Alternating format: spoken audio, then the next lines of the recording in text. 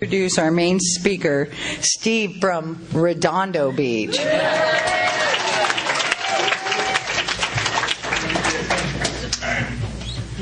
Steve Lamb, alcoholic.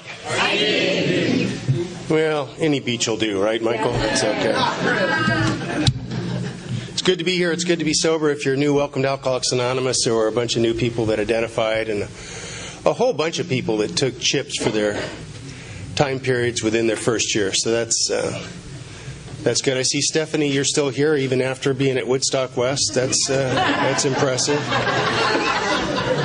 And if you heard me at Woodstock West, sorry, it's too late, man. You're already here. You know, I don't know what to tell you.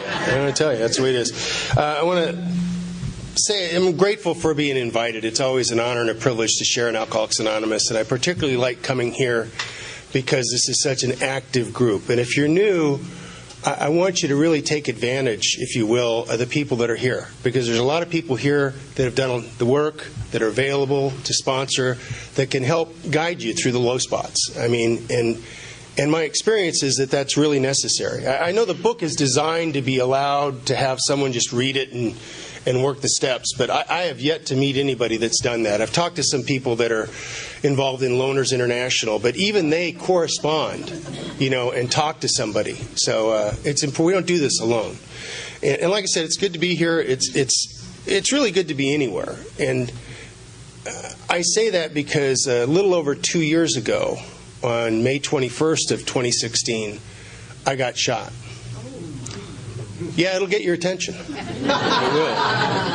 And it's Memorial Day weekend, and I was in the Army for 13 and a half years, and I've been shot before, but I haven't been shot like this. I was shot in the chest. What happened was I was up in Badger, California, which is right next to Sequoia National Park. And we'd had breakfast, and I was sitting on my bed, and I swear to God I was minding my own business. I really was. I wasn't doing anything wrong, and the gentleman upstairs from me decided to clear his Glock 9mm weapon. And he missed a very critical step. So he discharged a round which went through the bed that he was on and through the floor that he was standing on, which was the ceiling above me. And it passed through the ceiling and entered my chest right above my heart and traveled down and lodged underneath my sternum, underneath my chest plate. Not as bad as a kidney stone, though. Really. The birthday boy here, he had a kidney stone. So I've had them both. I'd rather be shot. But I knew I'd been shot, and like I said, I was in the Army, so I went to check for an exit wound. There was no exit wound, and then I put my finger in the entry wound. And I know that sounds weird, but you do. Your mom will take you to counseling. It'll be okay. Don't worry about it.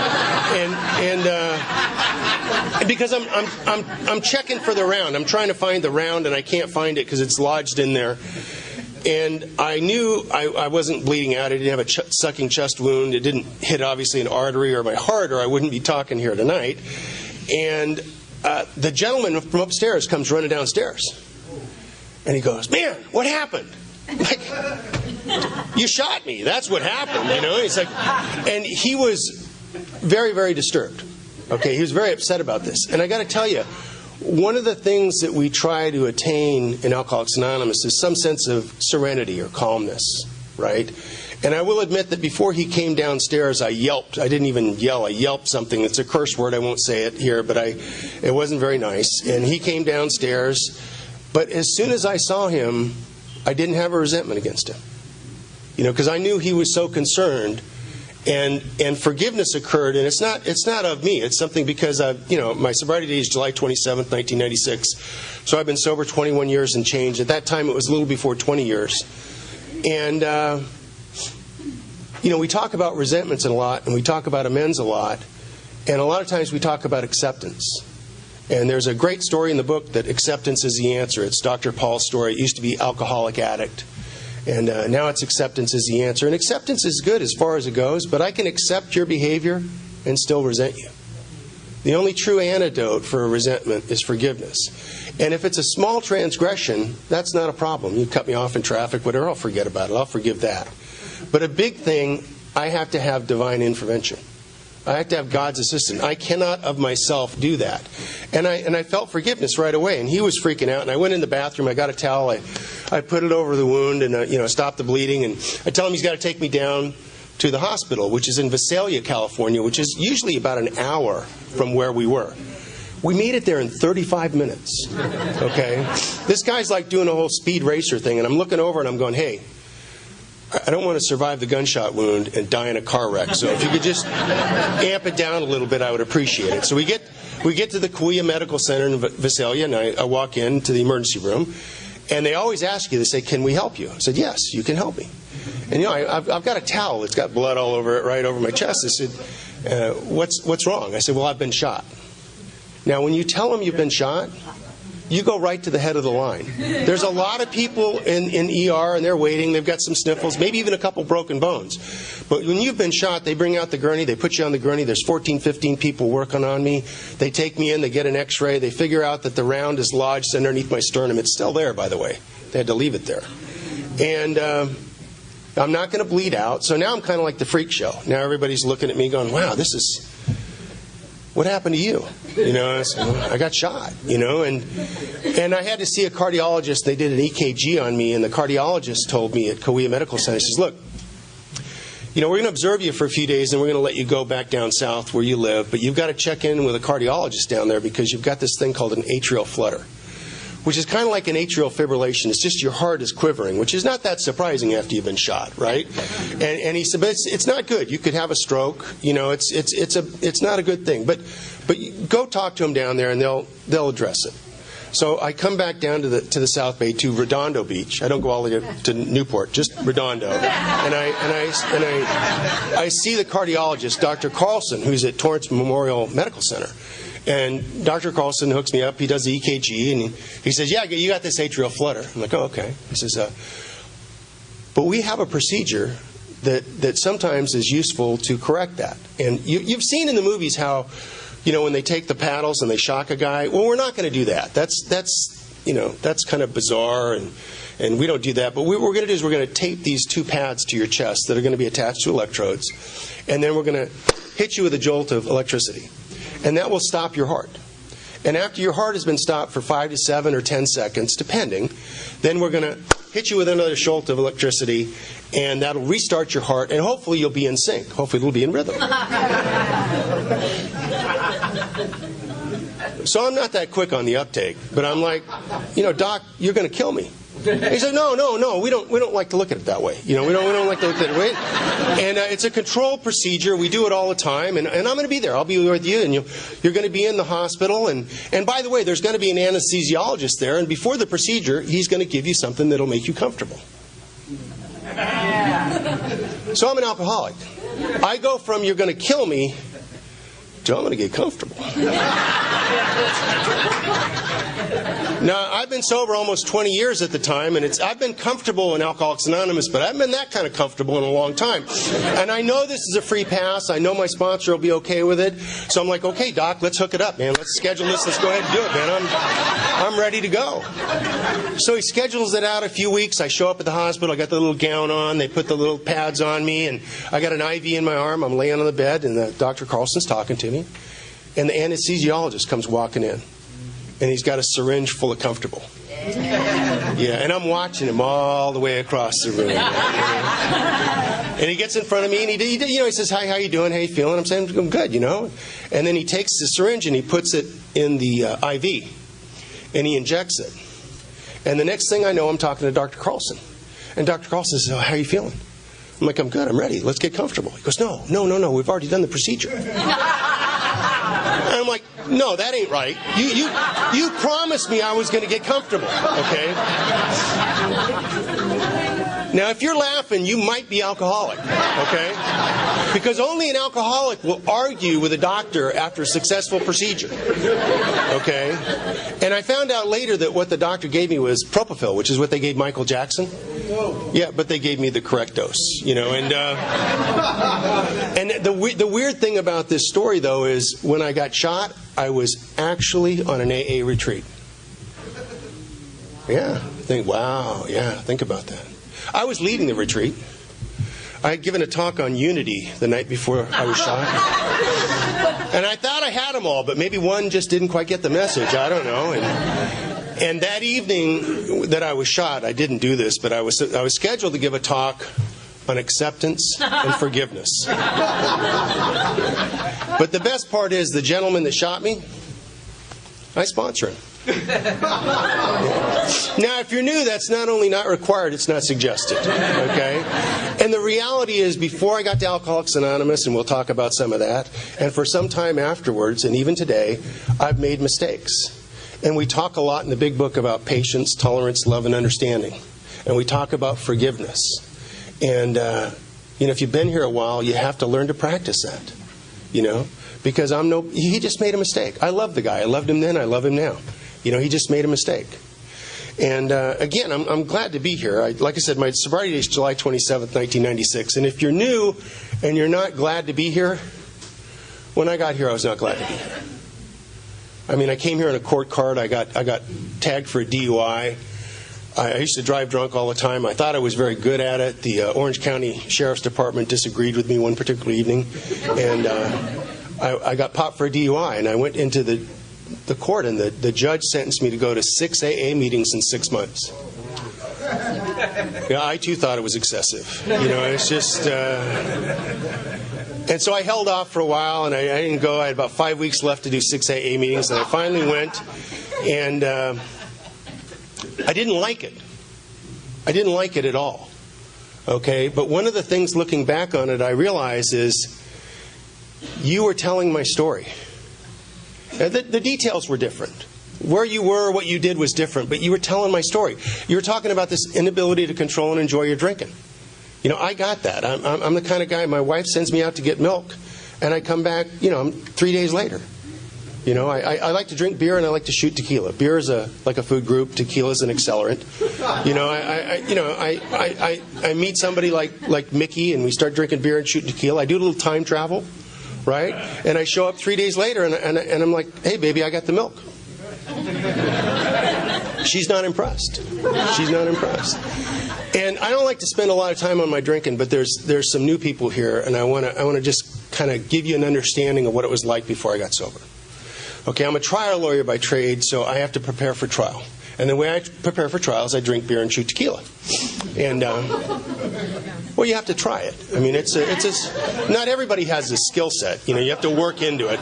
And what I do is I get the case files out, and I put them either on the conference room table or the kitchen table, depending on where I am. I don't open the case files. I don't need to open them. I just get the beer and tequila. I start drinking beer, shooting tequila, drinking beer, shooting tequila. And what happens is, in my mind's eye, the courtroom unfolds. I walk in, I pick a jury. It's the jury that I want. I can tell. We're bonding, right? I make an opening statement, which is really, you had to be there. It was brilliant. I'm telling you. And then I'm examining and cross-examining witnesses. All the evidence I want in gets in. The evidence I need excluded is excluded. I then make a closing argument, which is just off the chart brilliant. It's incredible. And then the jury retires, and they deliberate for a brief period of time, and they come back out and they render a verdict or a judgment in my favor. All while drinking beer and shooting tequila. It's magic, right? Now, the problem with this process, though, because I've done it many times, is somewhere, usually around the time that I'm making the closing argument or the jury is retired and deliberating, I go down. I pass out, because I drink until I pass out. That's what I do. And I know this is going to happen, so what I do is, before I start this process, I set 4 or 5 alarm clocks at 3 to 5 minute intervals, and I set them around the room in different locations. Because 1 or 2 won't wake me up, but the 3rd, 4th, or 5th, I'll get up. And the next morning I get up, I'm staggering around, and I shower, I shave, I put on a suit and tie, and I'm going to court that morning. I'm ready to go. I'm not as drunk as I was the night before, but I'm still inebriated. I go to court this particular morning that I'm thinking about. I'm in Los Angeles Superior Court. My client is a guy named Brian, and Brian is a high finance guy out of New York. This is a case about other people's money. And we've been trying to resolve this case for a while. We've had settlement discussions and a mediation, and we haven't resolved it. And we're showing up for trial. We're going to pick a jury, and the judge gets us up before the bench, and he tells the 2 clients, Brian and the other client, the opposing side, he says, look, you've been trying to resolve this for months. And you're going to tie my courtroom up for 3, 4, 5, maybe 6 or 7 weeks even. And I really would appreciate it if you would continue to try and talk about settlement while the lawyers are picking a jury. Because this is just money, and you should be able to resolve this. I know the factual situation here that you should be able to resolve this. So I'm picking a jury, and Brian is talking to the other side, and around 11:30, he's all excited because they've resolved it. He has a settlement. It's several $1 million in his favor. He's excited. The judge is excited. The judge puts it on the record, and he releases us. Brian looks at me and goes, "Man, this is great. I know it's early. It's before noon. It's about 11:30, but it seems like we should celebrate. Would you like to have a drink?" I'm thinking, what a country. I totally want to have a drink. Yeah, this is great. Let's go. Let's do it. Let's do it. And so we go to the Grand Avenue Bar, which is right next to the Biltmore Hotel. It's on Grand Avenue and 5th, and it's kind of a high-end bar. Now, I drink a lot alone, and I will drink at a bar, but the type of bars I normally go to are, they have sawdust on the floor and usually a faint eau de urine smell that just motivates me. I don't know what it is. But this bar is really classy. It's like a mahogany bar. The bartender is there. He's got a suit and tie on. And Brian goes up to him and has him take a dusty bottle of cognac off the back of the bar. And he puts it on the counter, and he takes out 2 brandy snifters, and he plops them down there, and he pours 1 fluid ounce in each one of the brandy snifters. And I'm looking at this, right? And when you put a fluid ounce, when you put a shot in a shot glass of tequila, you can see it. It's clear. It's apparent. If you're a good bartender, you'll fill it up so full that I got to lean over, because you don't want to spill any of the nectar of the gods, okay? But when you put a fluid ounce in one of these large brandy snifters, you see it go in. It's kind of amber and shimmery. But I'm like, I know you're in there, and it's kind of sad and lonely and desperate. And Brian looks at me and he says, "You've never had cognac before?" I'm like, "No, I've never had cognac." He's buying. I'm not stupid. I'm drinking. He says, "No." He says, look, there's a whole process. There's a protocol to this. It's really important. What you want to do is you want to take that brandy snifter and you want to cup it in the base of the palm of your hand, so that the heat from the palm of your hand goes through that brandy snifter, and it will warm up the cognac. And you twirl the cognac around, and then what happens is that releases the bouquet. And then you want to bring it up to your nose. You don't want to snort it. You don't want to sniff it. You just want to allow the bouquet to waft into your nostrils. I'm thinking, this is totally unnecessary with tequila. But again, he's buying. I'm trying to pay attention. He says, okay, now then what you want to do is you want to back it off and you want to bring it up to your lips. You don't want to drink it. You don't want to sip it. You just want to allow the cognac to drape across your palate.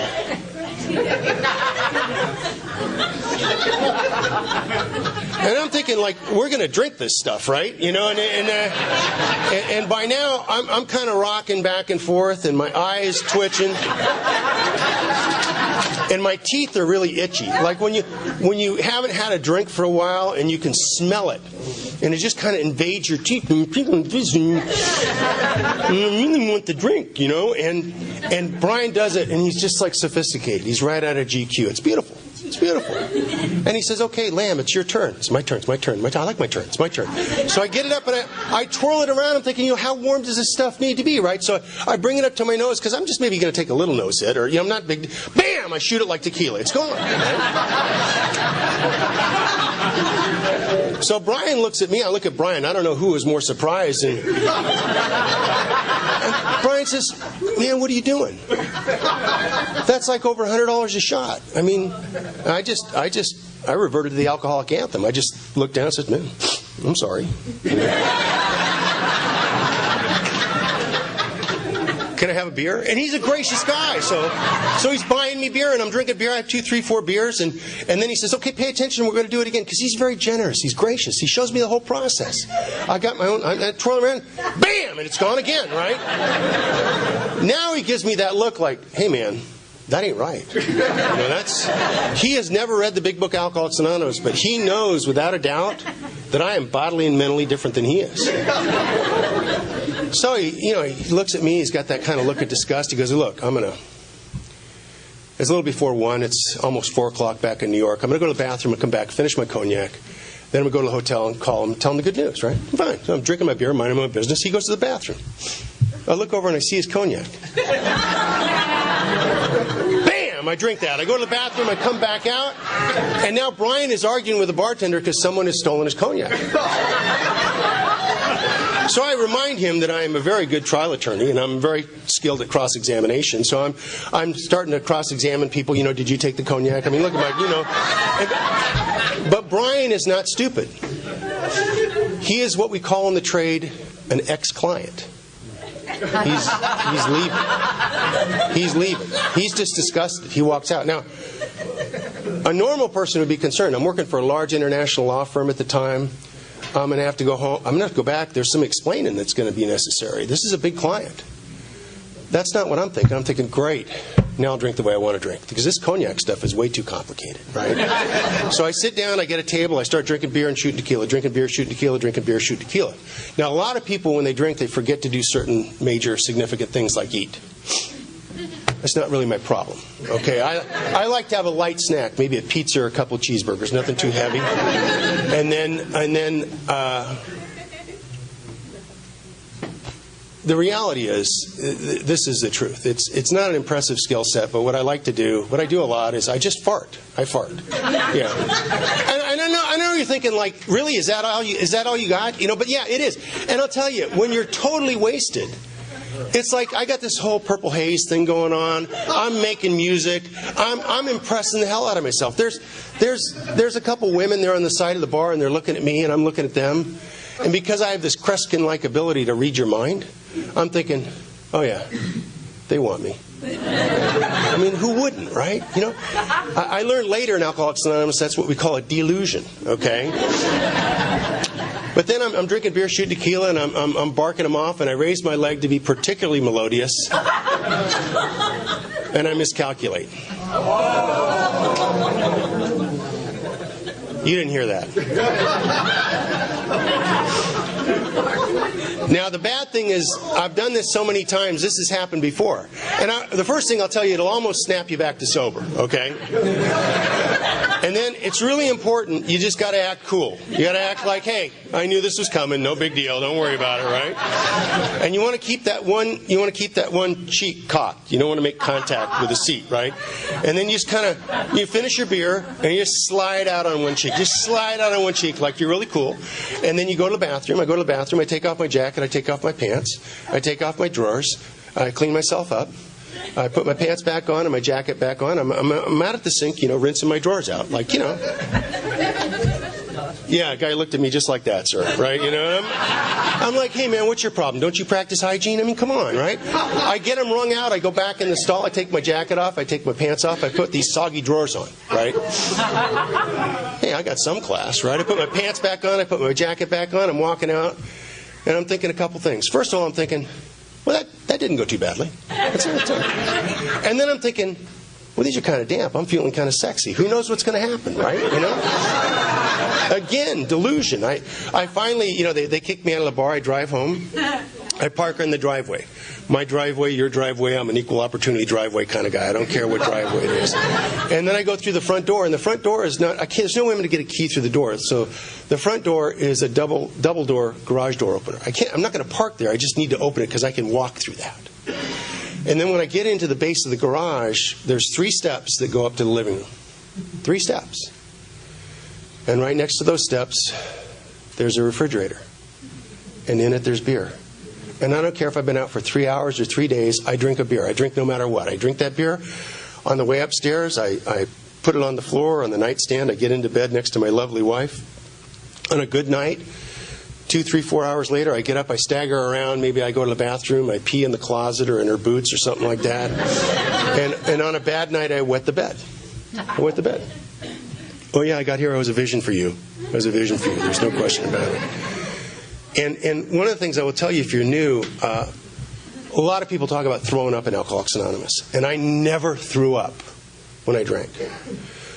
So I would argue with my sponsor at first, like, I don't know if these people know how to drink, because I never threw up. I mean, I don't know. Oh, yes, you're right. Let me get this straight. So you crap your pants with reckless abandon and alarming regularity. That's your trick. Yeah. I'm sure, New York has been waiting for you. You should call them, And I found out later there's a doctor in our group, Dr. Tim. And he explained to me that when you consume so much alcohol that your body starts to reject it, it'll expel it from one of 3 orifices. And the body doesn't really care which it is. And mine just happened to be the one that I'm talking about. And sometimes, if you're really lucky, it's all three at the same time. And I got to tell you, you got to make split-second decisions when that happens because it's critical.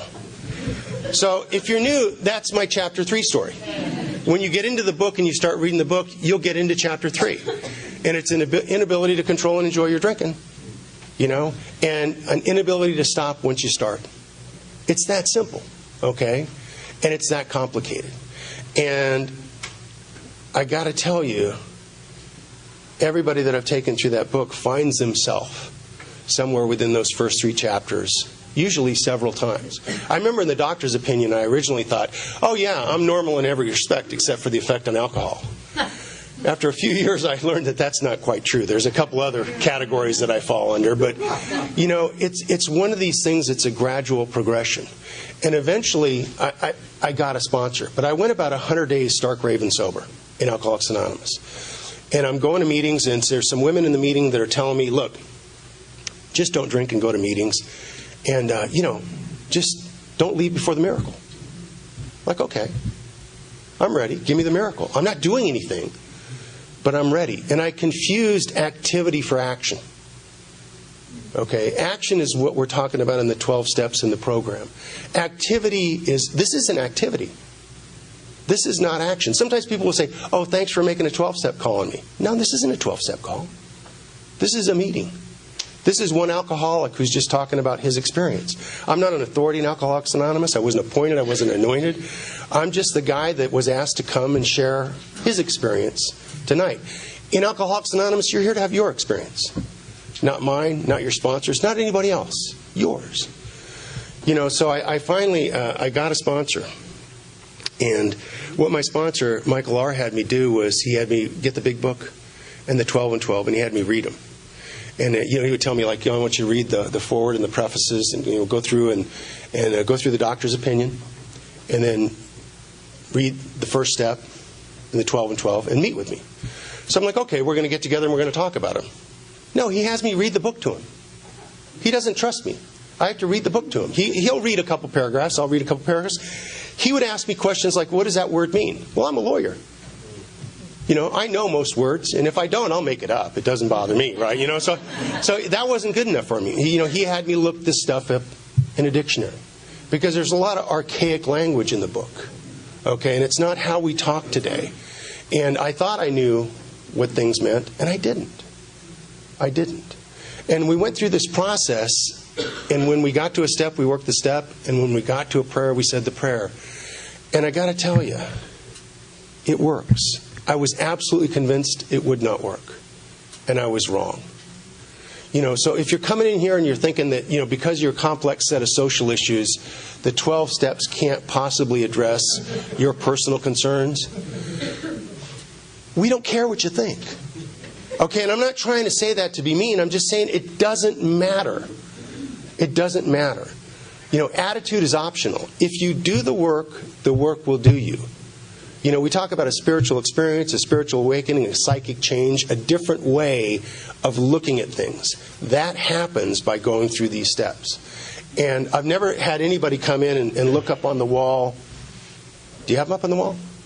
Oh, up there. Oh, you've got plaques. Oh, it's like the 10 Commandments. Yeah. Nice. And I've never seen anybody come in and go, oh, thank God. I've been waiting my whole life for this. George, will you please take me through the steps? No, we don't do that. We're like, seriously? That's all you got? That's it? That's the best you got? Yeah, it is. And the reality is, for most of us, none of that makes sense until you're on the other side of it. And then it's very clear and very pure, and it's very simple. And the book says it's simple but not easy. The simple part is the black part, it's the instructions. The not easy part is me and my ego, which tries to separate me from you and from God. The latter is impossible, but I can't realize that at the time. The former is possible, but very painful, because we're not designed, frankly, to do this alone. We're not. So we're going through this process, and I'm going to talk about a couple of the steps because I want to make sure that the new people understand how simple this is, really. When we got to the fourth step, Michael took me to page 65, and he pointed out that there's 3 columns on that page, and he said, "Do you notice anything about those columns?" I'm like, "No, not really." He goes, "Well, take another look." I'm like, "Well, Mr. Brown's kind of a jackhole. Somebody needs to tighten him up." No. But you'll notice that those aren't even complete sentences. They're just bullet points. And in your case, and because I'm a wordsmith, I'm an arguer, I'm a pain in the butt, I'm a lawyer, he says, "I don't want your life story. I want like 2 or 3 words for each column. I want the resentment, the person, the institution, or the principle. Second column, I want the cause, 2 or 3 words. Third column, I want the condition or how it affects you. And a few words is enough. Is it self-esteem? Is it pocketbook? Is it security? Is it ambition? Is it personal relations? Is it sex relations?" It's pretty simple. He says, "I'd like you to do a 4th column. That's not in the book, but if you look on page 67, it talks about turning back to our list. We're going to look at mistake, fault, and blame. We're going to look at things like selfishness, self-centeredness, self-seeking.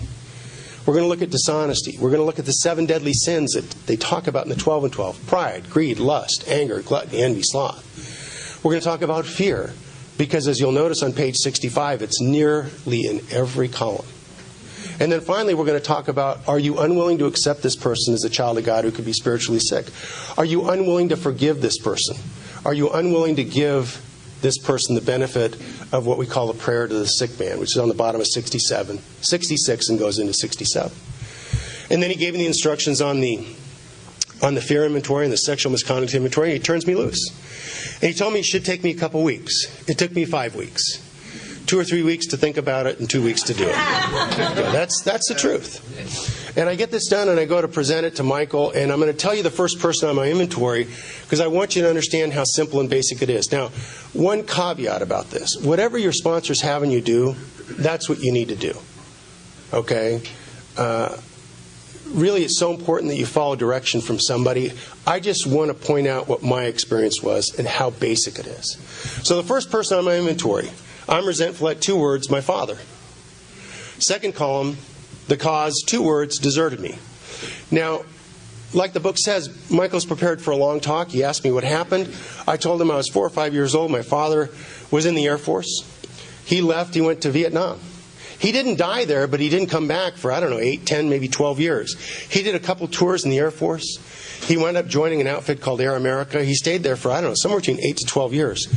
He was there till the fall of Saigon. He left sometime in the 60s and was there till the fall of Saigon. And he met a Thai woman, Lian Thong, my stepmother, married her, apparently before he divorced my mom. And I have a half-sister, Peck, and I've never met either of them. And I've heard from my father occasionally, a card or a letter or a phone call. One time he came through Las Vegas where I grew up, and he took my brother and I out to have pizza in an afternoon. But he pretty much deserted me. What does it affect? Self-esteem, pocketbook, security, ambition, personal relations, sex relations. Other than that, things are going pretty good. But yeah, it's a big one. It's a big one. What's my mistake, fault, or blame? Well, I don't really have any in relation to the cause, but what about the condition? I get here, I'm 37 years old. By the time I'm writing this inventory, I'm 38 years old. And what defect of character, if God were to remove it, would I no longer have this resentment? Because it's the number one offender. It's blocking me off from the sunlight of the Spirit.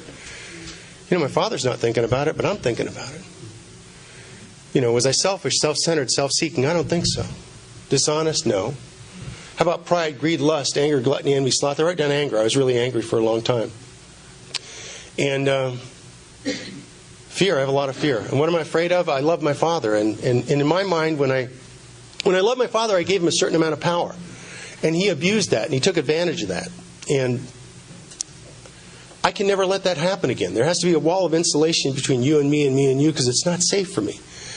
And that doesn't make for good relations with friends or family or spousal relations or anything, but it's all I got. It's my self-defense mechanism. And then finally, I'm unwilling to accept that my father's a child of God like me who could be spiritually sick. I'm unwilling to forgive him. And I read this to him, and I'm getting ready to go on and talk about my mother when Michael stops me and points out to me that when I'd actually come to see him the first night, I had told him that the morning that I asked him to sponsor me, I was getting ready to execute a newcomer plan. And the newcomer plan involved taking some passports and leaving the country and going to Costa Rica. And it wasn't going to involve my wife or my daughter. And he pointed out to me that, isn't what you were planning on doing with your wife and daughter staying here, you didn't say you were going to desert them, but isn't that essentially the equivalent of what your dad did? And my first thought was, this is not going the way I thought it was going to go at all. And I hung my head and I muttered, well, I mean, if you look at it that way. And that's the point of the fifth step. We admit to God, to ourselves, and to another human being, because I can't see me for who I am. I need this person, my sponsor, to reflect me back in a mirror. And this is not a happy day. This is not a moment of joy. I didn't have a spiritual experience with this. I got through the rest of the inventory. I did the fear inventory, did the sexual misconduct inventory. I went home and I got quiet. I reviewed what I'd done. I thought I was complete. I wasn't. When I started sponsoring guys, they started telling me stuff they did that I remembered that I had done too, that I had to make amends for later. But now I gotta look at 6 and 7. 6 is a lot about willingness. 7 is a lot about humility. I have very little of either.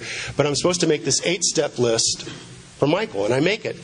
And it's basically everybody that I've harmed that I need to make amends to. And he asked me to do the proposed amends. He wanted to see, what I had in mind. It's like when you have the newcomer, if it's a male, and he says, first amends I want to make is to my ex-girlfriend. Yeah. And then you tell him that we make amends with our pants on, and that really blows that out of the water, right? So he looks at my proposed amends and he says, not that you would do that. I'm just hypothetically speaking, right? And he looks at the amends list, and my father's not on it. He says, your father's not on the list. I said, yeah, I told you he wasn't going to be on the list. He says, well, do you think you're any better than your father? I said, no, thanks for pointing that out to me, Michael. That really made my day. And he says, look, a lot of times when we close the meeting, we say the Lord's Prayer. There's that clause we say, forgive us our trespasses as we forgive those who trespass against us.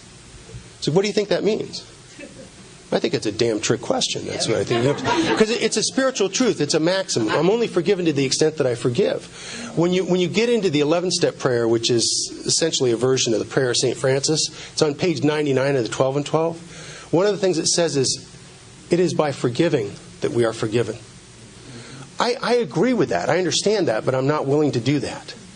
So he tells me, look, in the 8th step, we have to pray for willingness. Are you willing to pray for the willingness? I said, yeah. He goes, you pray, I'll pray, we'll both pray. Fine. So I start making amends. I make amends to pay back some of the money. I make amends to people I'm working with. I made amends to the wife. And I'm back in the big bed. I don't quite have the crossover privileges that I think I deserve, but things are going better. I'm starting to do a 10-step. I'm doing a daily review. I'm talking to Michael about it when I need to make amends. I make amends promptly. And by the way, when I was new, promptly was 3 to 4 weeks. That time is compressed. Yeah. And I'm praying and meditating every morning. I'm trying to get into conscious contact with this thing that I really don't understand. And I'm trying to practice the principles in all my affairs, like it says in step 12. And I'm starting to carry the message. People are asking me to sponsor them. I'm sponsoring guys, and they're getting sober, and we're going through the steps. Everything's great, but I'm not making amends to my father. This went on for a number of years, and then I made a big mistake. Big mistake. I talked to my sponsor a lot, and I told Michael, I said, hey, I'm going to go up to Anchorage in a couple of weeks. I have to do some depositions up there. And he just stops everything. He goes, oh, that's great, man, that's great. You'll make amends to your father. And I had forgotten that I told him my father lives in Wasilla, Alaska, which is about 30 miles outside of Anchorage. So I'm trying to wave him off. I'm like, whoa. You're connecting two unrelated dots. I'm just going to go up to make amends. I'm not making amends. I'm doing depositions and no. He goes, well, look, I'm praying, you're praying. God's talking. Can't you hear him? I'm like, no, I'm not getting the memo. He goes, look, you pray and meditate every morning. I want you to focus on this the next week. And I did, and it was the answer. But I remember I went to him and said, now I'm willing. Okay, I'll do it. Okay. But when I call him, what do I say? He goes, I don't know. I'm not going up there. Talk to God. I'm like, oh, jeez. So I called my father. He said he would meet me, and I fly up there to see him. And I'm walking through the terminal, and I notice that he's older than I remembered, and he's just shorter than I remembered. And he's kind of shuffling towards me. He's uncertain. I am striding towards him with purpose. I'm not sure what I'm going to do yet, but I'm striding towards him. I've made a commitment. I'm going to make amends. I got it. I understand that I have not forgiven him, but I don't know what I'm going to do. And when I got to my father, I did one of the things that I just hated when I first got here. all the huggy, kissy, keep coming back. It works if you work it. Oh, God. I swear to God, when I was new, I thought I'd gone into Huckleberry Hell. I thought, oh, jeez. I mean, is this like a Jerry Springer episode or something? Oh. I was slightly judgmental, by the way, when I was new, just a little bit. But I get up to my father, and without thinking, I grabbed him and I hugged him. And my father put his head on my shoulder, and he sobbed. And I cried. And this went on for about 5 minutes. And forgiveness occurred. And all I had to do was show up and get out of the way. Show up and get out. And if that doesn't make any sense to you because you're new, it's because you haven't done it yet. I mean, the interesting thing about Alcoholics Anonymous is we pray and we meditate and we ask God for direction. I've talked to a lot of people in Alcoholics Anonymous. Very rarely do you get the burning bush. Very rarely does someone say that they hear God say to them, oh, this is my son or my daughter in whom I'm well pleased. This is what you need to do. That doesn't usually happen. What happens is we ask for guidance and direction, and God sends me to you and you to me. And sometimes I'll be at a meeting and there's a guy I really don't like. Yeah, I've been writing inventory about this guy. I don't like him, but he's sharing and he's talking about something that's totally unrelated to my problem. But it's the answer. It's the answer. And I have to stay awake long enough to hear it. That's why when we talk about a spiritual awakening, we wake up. We wake up. But if you're like me, you like to take naps, during the day. And one of the things that I think is important to try to do as you go through your sobriety is try to be right here, right now, to really pay attention. And I'm so selfish and self-centered, that's hard to do that. That's hard to do that. I mean, one of the things I was at a retreat recently, and one of the things that they were talking about is this tendency that a lot of alcoholics have to, somebody will be having a conversation, there'll be two people and I'm there, and they'll say, Costa Rica. Well, I got a story about Costa Rica. So this person's telling them they're going to go on vacation in Costa Rica. I'll step right over that and tell them, well, I was going to go to Costa Rica. There's this thing, it says pause when agitated, okay? Maybe it should also say, just shut up if you don't need to talk. My sponsor is not a directive sponsor, but he's very direct.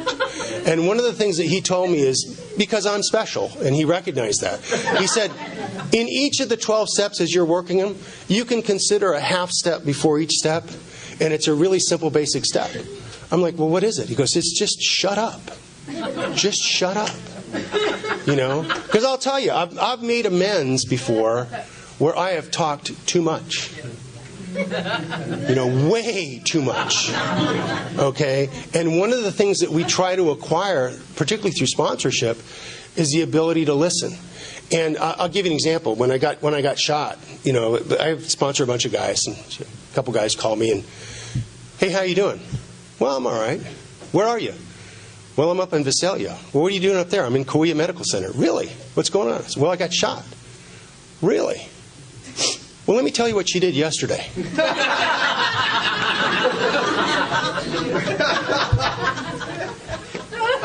And I laugh, but it's a divine distraction. A divine distraction. It gets me out of self. And then eventually that guy will call me after he starts sponsoring people. And we'll have a conversation about somebody else, and he won't talk about him, and I won't talk about me. And that's God consciousness. I was having a hard time with my wife, not because of her, because of me. And then I got a guy named Steven. And I couldn't believe what his wife, I couldn't believe, like his wife, like I couldn't believe it. And I'm looking at my wife going, hey, baby, I love you. God, this is unbelievable. And then Steven wound up sponsoring a guy named Richard. And his wife tracked him down at a meeting. Had a GPS device on his phone, tracked him down. They were out having cake at the break. She grabs a cake, hits him with a cake, slapping him with a plate. And Steven's telling me this, and he's going on and on. I'm going, hey, how's your wife doing? He goes, oh man, she's great. She's great. My sponsor, his wife, when she took a 15-year cake, she said, Steve would come walking up the steps with his book and his notebook. And I would think, okay, maybe we'll stay married for another week. I didn't even realize they were having marriage problems. That's how it works. I ask God for help. He sends me to you and you to me. And that's Alcoholics Anonymous. And I got to tell you, if you're new here, I like to think of Alcoholics Anonymous as God's amusement park. Yeah, it's crazy. There's rides in the park. There's 12 rides in the park. There's meetings in the park. The park is great. And you paid the price of admission, and nobody asked you if you would pay. You've got alcoholism. So alcoholism reached up in your soul, and it took the price. And the price is enormous. It's enormous. You didn't want to pay it, but you've paid it, and you're in the park. You can stay in the park as long as you want. But there's no in and out privileges. If you leave the park, you may not be able to come back. The price of readmission is not posted. It's different for each of us.